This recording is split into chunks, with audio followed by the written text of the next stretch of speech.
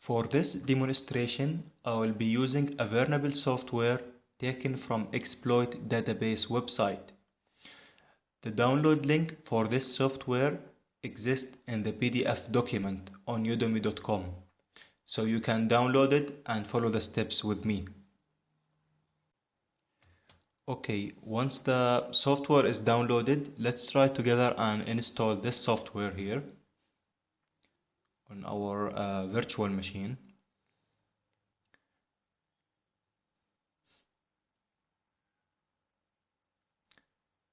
Okay, it's still loading.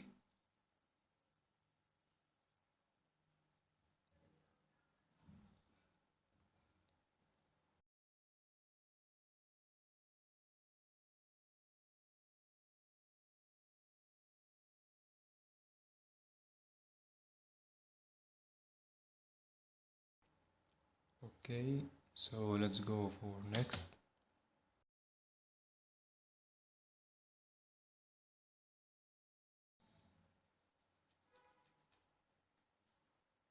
Okay, so next, then accept, next.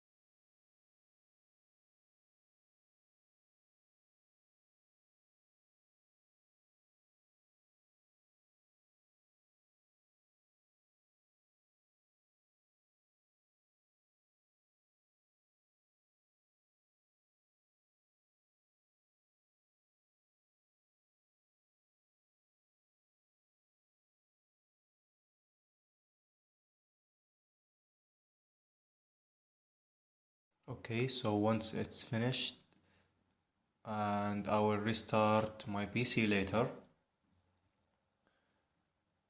Okay, so right now, let's try and create a non-admin standard account.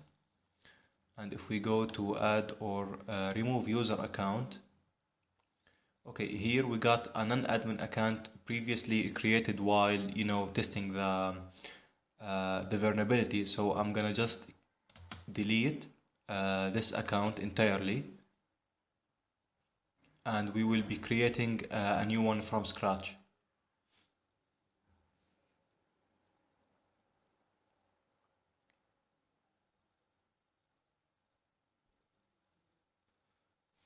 Okay, so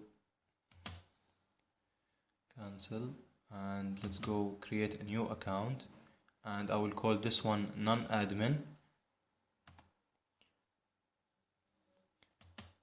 Create account, and let's set up a password for this one.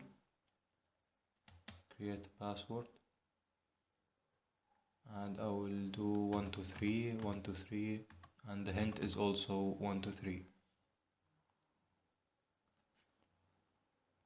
Okay, so right now what I'm gonna do, I will log in into our non-admin account.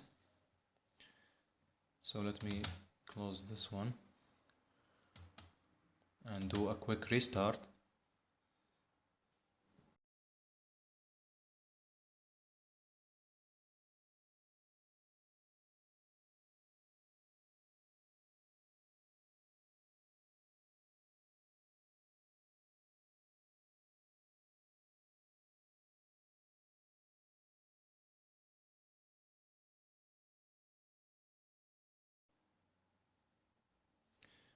Okay, here we go. So password 123.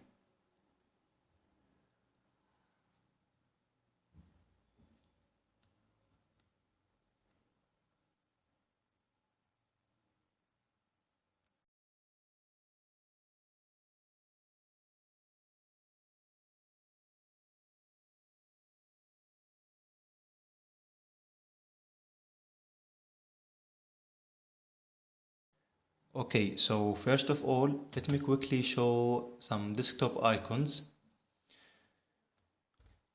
And I'm gonna go to the control panel and change desktop icons. So my computer.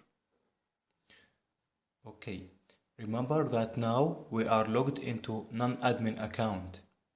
So I will navigate to the Photodex directory, and on the same time I will open the task manager. Okay, so this is the directory for Photodex, and let me open the task manager.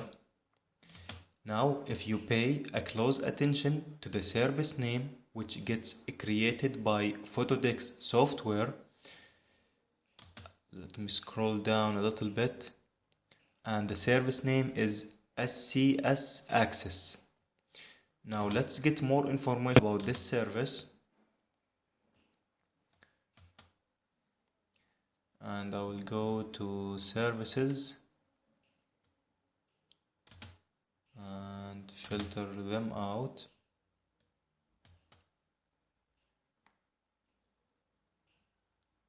So this is our service here.